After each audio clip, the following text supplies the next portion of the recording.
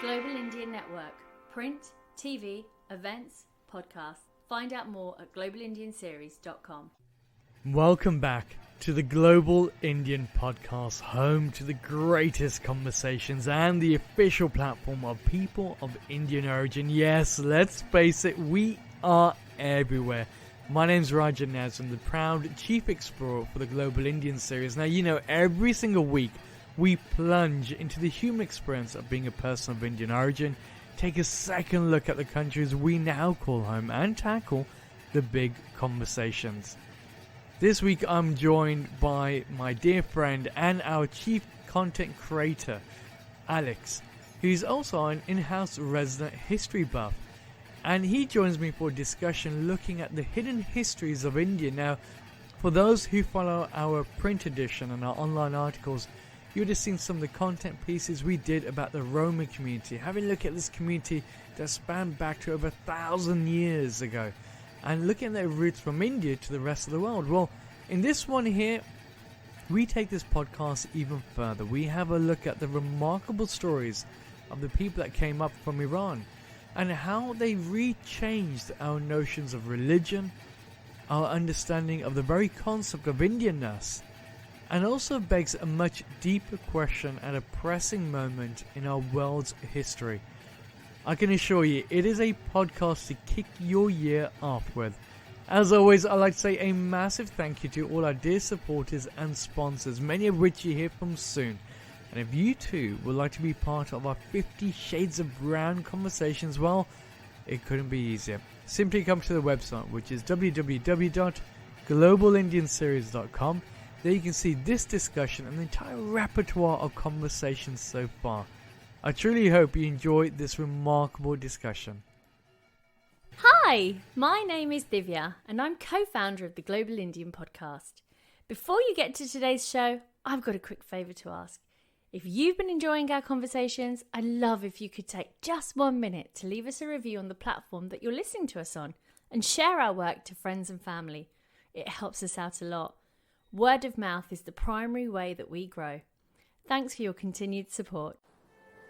Hi, my name is Nestor Alfred, CEO of St. Lucia's Citizenship by Investment. Think freedom. What comes to mind?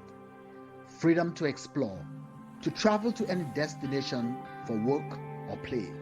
Or is it freedom of expression? Being surrounded by the globally minded, those who care for society and environment. Every year, people from around the world apply for St. Lucian citizenship because they realize that real freedom is based on choice. Discover more about St. Lucian citizenship and how it's helping global Indians achieve more. My name is Chitra Stern, and I am a proud Global Indian Ambassador and CEO of Martignal Resorts and Martignal Residences.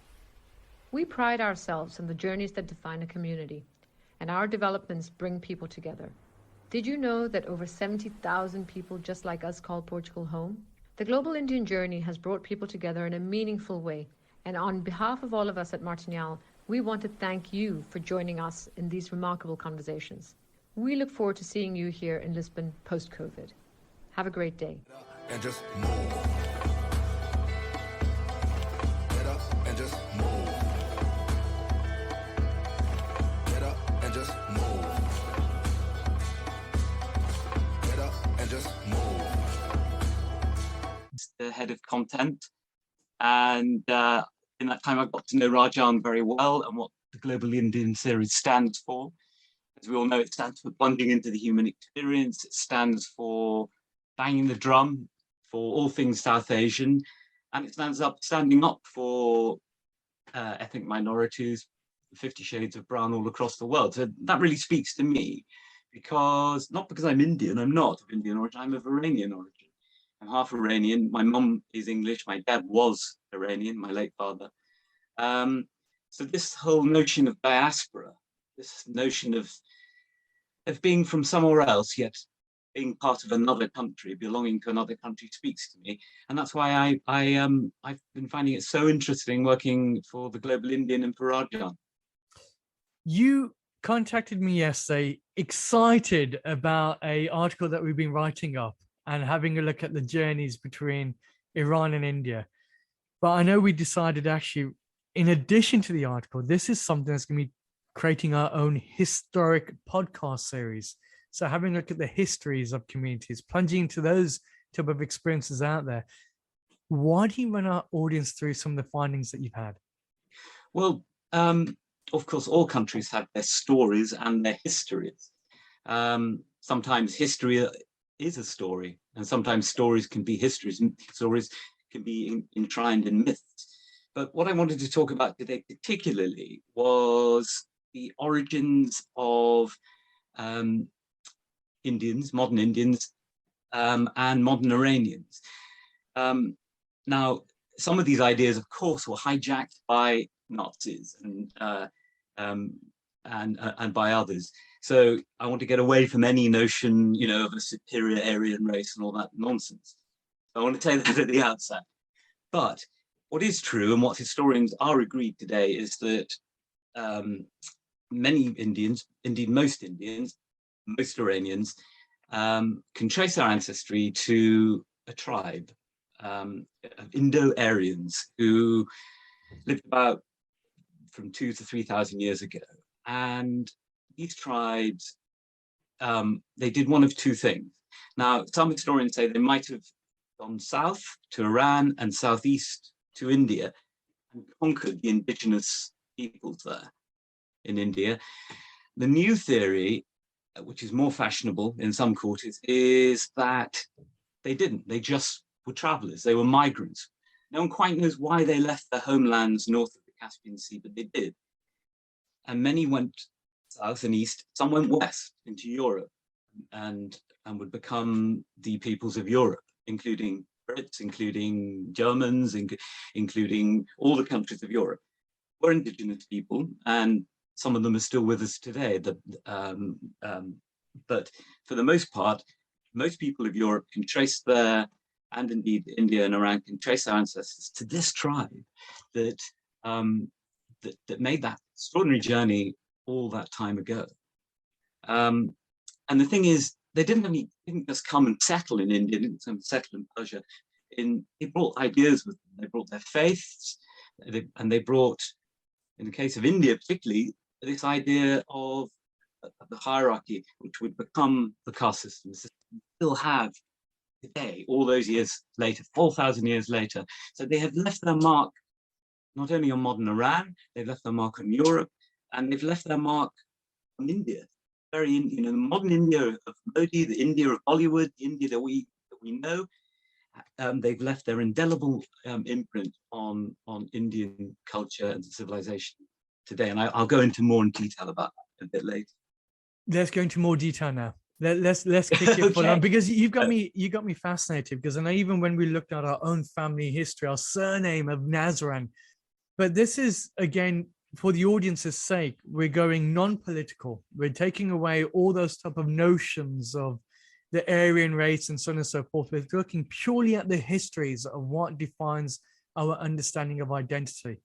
And I know one of the things that you researched upon was saying, actually, Rajan, even if you look at religion from the Zoroastrians that came into India, the similarities that we share, and that there was these separations that took place. So at one moment in time that we had these shared beliefs, and then it started to almost divulge. That part is fascinating, because that's something that's holding so strong on people's ideological makeups. And we're not going to go into too much detail, but also political makeups that are taking place. Get into more detail with me, Alex. Let's take the deep dive plunge. Well, you're right. These tribes, as I say, one branch. Let's just concentrate on the ones that settled in Iran and India. We'll forget about everybody else who went west and so forth. There were two waves, and one wave went west and settled in modern Syria. They became the Mitanni, very mysterious. A lot of historians don't quite know what happened. Anyway, and the other lot went to Iran and India.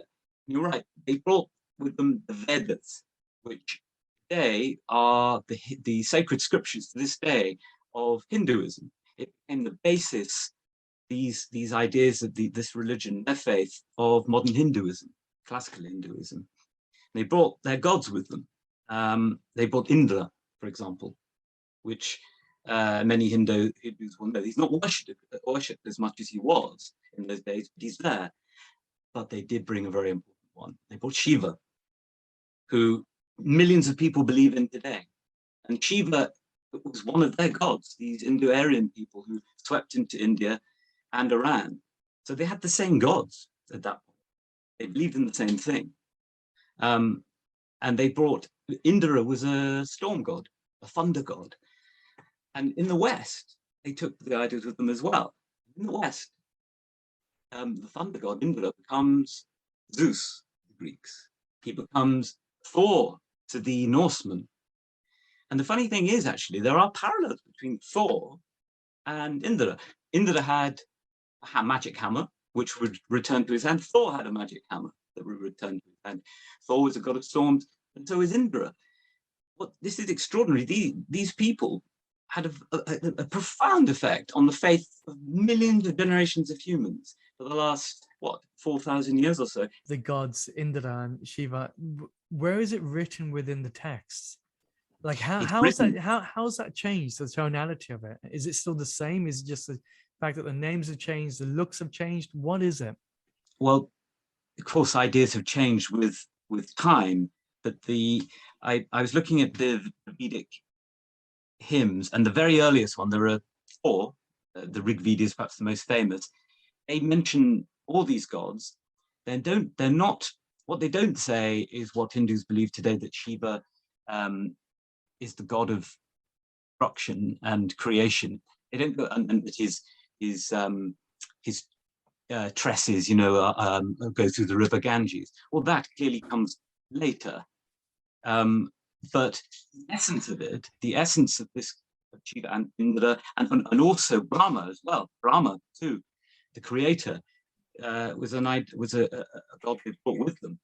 Now, Brahma isn't worshipped as much as he was, but it does form the triumvirate, the Trimurti, I believe it's called, of 3 gods of Hinduism.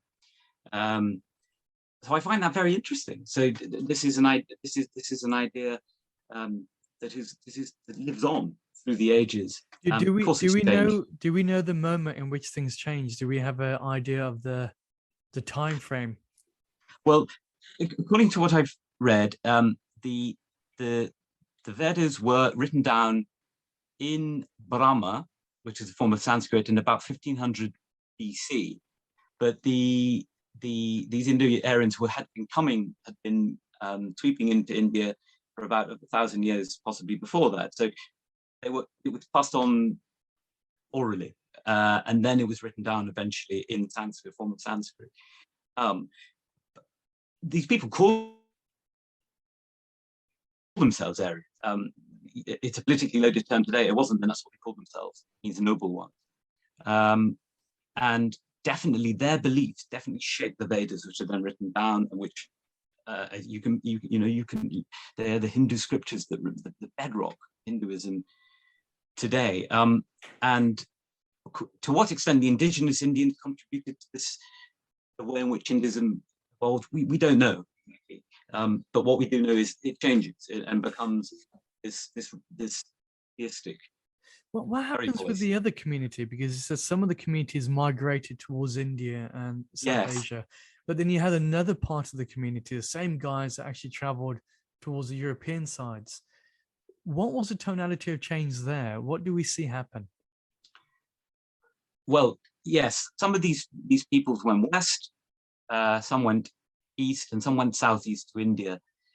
Eventually, I think it takes them about 1,000 years. Historians are not quite sure, because the records are scanty, but they reach the Ganges and they settle between the Ganges and the Indus, and then they keep going south. Some of them, though, go into Europe via the Near East, and settle in modern Europe. Of course, thousands of years change, but they bring many similar ideas, and they bring language. They probably spoke the same Indo-European language, the mother language that millions of people speak today. English, of course, almost every non-Dravidian language in India spoken today can trace its roots to this tongue. They spoke Proto-European, historians call it. And what's fascinating, and I've got a few examples here, is how similar all these Indo-European languages are today.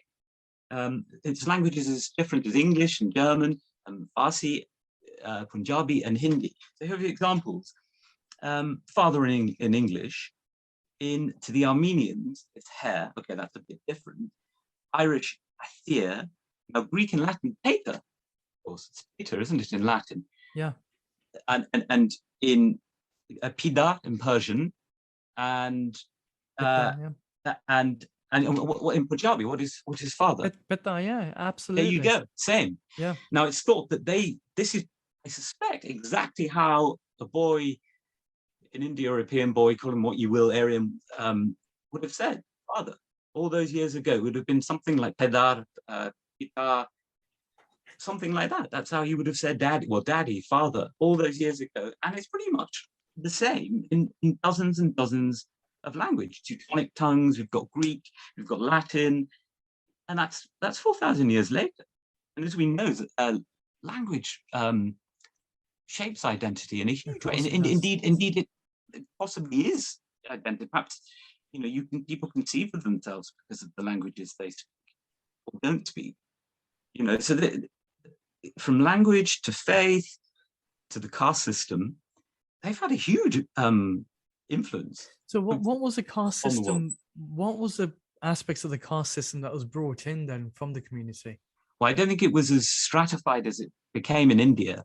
They definitely had a priestly caste, which would become Brahmins in India, and they had a warrior caste, I suppose a peasant class, a worker class. So society was probably more or less divided into three. In India, of course, it becomes ever more stratified, and you end up with untouchables, and there's very little movement between the classes. To what extent there was movement in this ancient culture, I don't know, and I'm not sure if it is known really. But we do know they did bring these ideas with them of a very regimented class system, and of course I know it's illegal in India today, but the fact is it's still there. It's still there, isn't it? But I just going back to those words, that is extraordinary. All that time ago. So there are philological links between vast numbers of people on Earth. All the fighting that goes on and the hatred. Well, let's just say Pakistan and India. Let's say Iran, and other countries. It really is. I mean, we know it's silly, but this makes it even sillier when you think really we're all speaking languages that derive from the same language. We're all kin. We're all related anyway. It's all one big family, which actually is written on the Indian Parliament. We're all one big family in Hindi. That's a key Hindu precept today, which in theory at least informs the way in which India governs its people and how it behaves in internationally as well. Well, it should almost underpin the purpose of every decision that we make. That actually emanates from that, the fact that we are united, we are the same communities out there, regardless of aspects of religion or skin color. And the fact is, even when you look at the linguistic patterns, the fact that we've got these similarities, stark similarities, right the way across the globe, that speaks far more. But I suppose, what would the world of politics be if it didn't have division? It must be a lot harder to get into power from there. Well, what are some of the other findings that you found here, Alex? Because I think this stuff is intriguing. It really is. Well, I've also been looking into Shiva. Going back to Hinduism now. Shiva, after I suppose these are the early Vedic stages of history of India. This is before Ashoka, the great king, comes to power, and I think that's his pillar with the lions is one of the symbols of modern India. Anyway, the symbols of Shiva, the lotus flower and the conch, they come later. The conch is the thing with which he blesses the good, and the club and the discus is the things with which he punishes bad. But I say this notion of good and bad, dark and light, central to Zoroastrianism, and I got a feeling that it was key as well to the language, to the faith of these Indo-Aryans. Zoroastrianism is a faith of good and evil, light and darkness, a battle between good and evil. And in Iran, it becomes it's personified in two gods, one good, one evil, Ahura Mazda the good, and Ahriman the evil. And of course, in India, it takes a very different form, but in a way, it's the same principles that we humans are free to choose between good and evil. They hold that we're inherently good, but we may turn to the bad, dark side. And I believe that is a similar precept in Hinduism.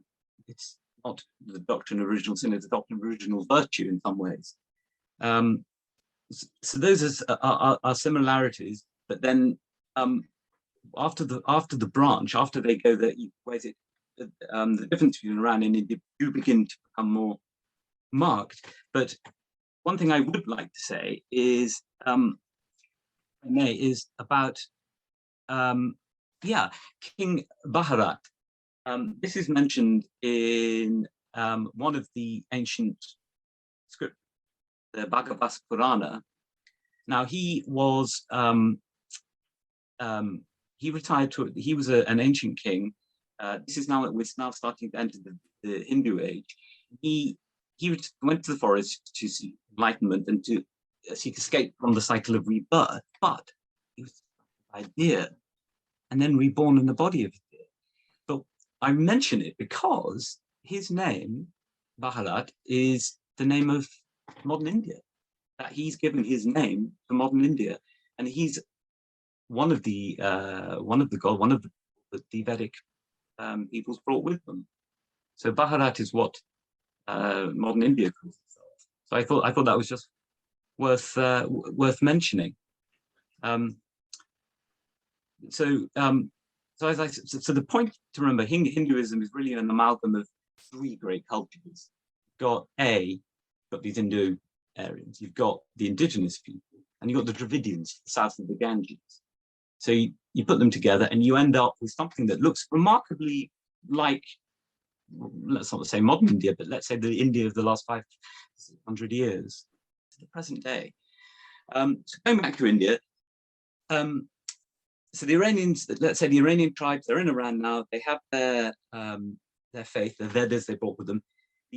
Those who go to India take the same gods, but they meet another people. They meet an indigenous people in what is modern day Pakistan. And these people built their civilization on the Indus. Most civilizations tend to arise on rivers, be it the Nile, or in this case, the Indus or the Ganges. And they settle there, and no one quite knows what happens now. Do they conquer them, or do they settle and interbreed? We don't know. But anyway, this civilization built two great cities. One is Mohenjo-Daro in modern day Pakistan, and the other is a city called Harappa.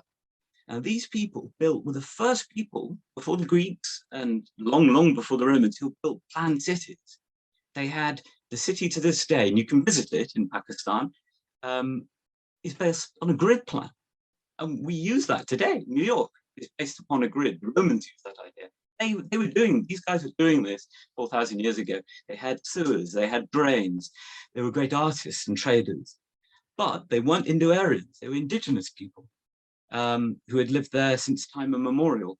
But when these Indo-Aryans sweep into what is actually the Punjab, both the Pakistani and the Indian Punjab, something strange happens. The two cultures meet, two civilizations meet, and the gods merge. So whereas before there were these few storm gods, now they bring the scriptures with them, and gradually more and more gods form. Eventually, years later, you'll have a huge Hindu pantheon of gods. I'm not sure, but I read last night there's something like 300,000 deities, not necessarily gods, but deities in Hinduism, which is absolutely an astronomical number. They bring these gods with them, and these scriptures they have with them, they're passed on by word of mouth. Later, the Hindus, we can call them Hindus, now wrote them down, and they became the Upanishads, and they became the Rig Veda, and these other sacred texts which are read today and believed in by millions of people across India. And these ideas were brought by these people all almost 4,000 years ago, and the ideas live on today in modern India. I mean, the very notion of the triumvirate of Shiva, of Indra, of these storm gods is central to modern Hinduism today. So you can trace it. A golden thread runs from modern India all the way back to these tribes all that time ago. These people, herdsmen they were, farmers, warriors too probably, and they brought these ideas with them, and it's extraordinary that these ideas remain. They met the Dravidians, the indigenous people of India, and their ideas combined. So it's an amalgam, a cocktail, a heady cocktail of the two cultures we see today in modern India. Of course, later came the Muslims, Greeks, the Buddhists before that, and others to further complicate matters. But no wonder India is a melting pot. Beneath all the other stories that have been told on India, the Mughals, Islam, and so forth, there is a bedrock of Indo-Aryan civilization, both religion and ideas of caste and other things which shape modern India today. So the first question people are going to ask is, Alex, where did you get the research from? Because obviously one thing that we've always maintained with the platform is that it's free of fear or favor. And we make sure that even all the articles that we write up is well documented and it is well researched through. So this isn't just coming from your mind. This is well documented info, isn't it?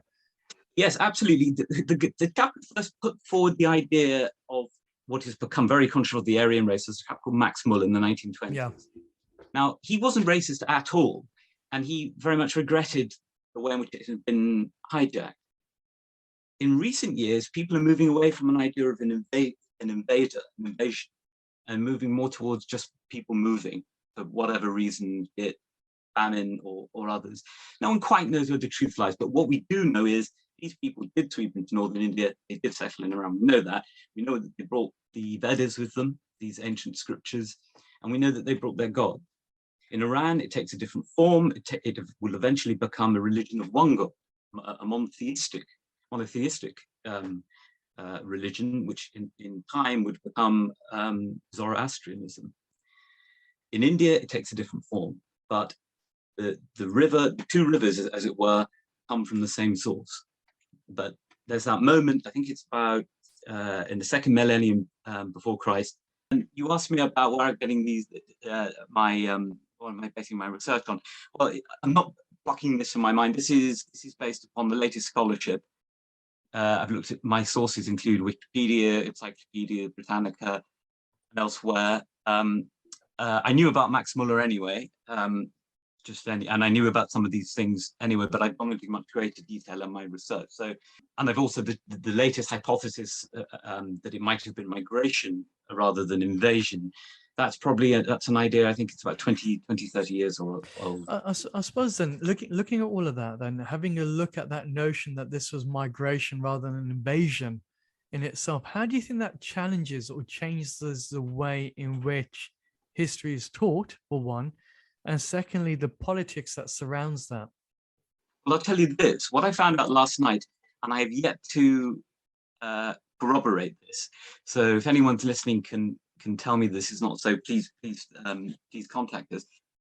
The Aryan, the migrations were used by the British to justify the colonization of India, because they were a kindred people, Indo-Aryans, Indo-Europeans, and so forth. Winston Churchill. Now, I may be getting this wrong now.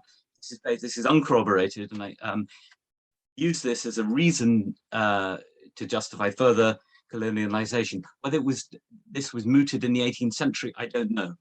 But I'm just putting it out there as a possible justification for empire in India. So it was you're basing it upon that these were people of the same ancestry that came to Europe, and essentially what they were doing is not invading India, but almost returning back to India. In other words, the kindred people. Yeah. Now, I'll go away and find out whether this is true or not. But if it is true, then it has huge implications, really, because this is an idea that is being used to justify another invasion, in a way. I know the empire with the Raj wasn't all a bad thing by any means, but if this is so, then it shows that the British may possibly have used history and ties of blood to justify the age of empire. From the research, what do you feel is the human approach to this? Is there a need within our almost DNA, in our historical genetic makeup, to want to know where our ancestry comes from? Because essentially what the research that you've done and that we have on the platform, it changes a lot in terms of the way that we look at each other, the way that we take note of religion, because you're saying essentially with the research conducted, modern day Hinduism is based upon an amalgamation of something that came in from almost outside of India, something that has almost taken on the world by storm, looking at things like yoga, for example, having a look at the politics behind that. The actual bedrock of this isn't necessarily as Indian as we may think. Well, I mean, I'm being flippant now, but you could almost say that Hinduism is not Indian. I know people probably tell me off for that, but the truth is its origins do lie outside India with these people. Yes, classical Hinduism changed considerably once the Vedas were brought, these scriptures were brought to India, and it changed considerably. And then we have classical Hinduism with all its gods and its notion of reincarnation and the wheel of becoming and so forth, wheel of reincarnation. But many of these ideas, the key ideas, were bequeathed by these people to India and to the indigenous people who live there. That much is beyond doubt. Because according to some in India historical researchers, they'll say the Vedas are the oldest texts ever recorded. So then to know that these texts came from a different source, well, the question is going to be saying, well, where is that evidence? How does that come about? And then again, as you rightly said, I know we did a podcast many months ago, actually, in fact, where we had somebody from India talking about what's it like to be a Christian in India. And part of that, they were having a look at, again, the historical parts of religion and saying, well, what truly is Indian? How does religion play a part in your Indianness? Or is it just the fact that you're born from the lands that counts even more so? And then how many generations that have to go past in order for you to feel still that lineage there? And is it more politically motivated than it is inherently within us to say, actually, now we accept that we're part of a bigger system that bees? There's a lot of questions that you actually get that crop up on the very notion of identity, isn't it? Yes, I mean, I think identity, what you are has always mattered to humans, but it seems more so than ever. I mean, this whole politics of identity at the moment, it seems that people are more exercised by what they are than necessarily what they do. It's almost as if identity has become the be-all and end-all of many people's way of being. It does seem to be figuring increasingly prominently, both in politics and online and so forth, and not just racial identity, but you've got sexual identity, and this idea that you can become what you say you are. Effectively, if you say you identify as I know we're going to different parties. You identify as a man, you identify as a woman, and you become that which you say you are. So yes, identity clearly is important and has been so probably the dawn of man. Who are we? Where do we come from? That is incredible. Well, Alex, I think you've taken us down a journey of sorts, and I'm looking forward eagerly to the next series of podcasts that we're going to be doing, having a look at these cultures and communities and actually question the very fabric of what is identity, not by saying it in a loose fashion, by almost as hyperbole of conjecturing out there, but actually really looking at the histories of communities, of the histories of movements, of language, the intercultural competencies that we often forget that actually define what the human experience is. So here's to another incredible session I'm sure we can be having soon. Great. Excellent. Good. Loved it.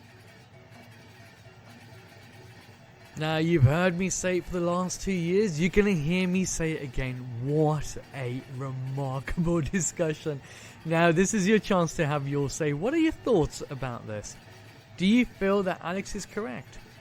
That when we start looking back at this kaleidoscopes of identity, the very fabric of what nationhood is supposedly built upon by those in power, do you think this pokes enough questions there? Or do we blindly follow? Now, the reality is, this podcast is a historic season. It doesn't have a look at the religion, but it does look at the histories of movements, the histories of migration, and how that changes the tonalities of what structures identity. But that's enough from me. Let me know what your thoughts are in the comments below or on the platform that you're listening on. If you'd like to reach out to us and submit an article about this, well, I'll be all eyes and ears. You can reach us directly on the website, which is www.globalindianseries.com. Until next week, I hope all remains well. Take care for now.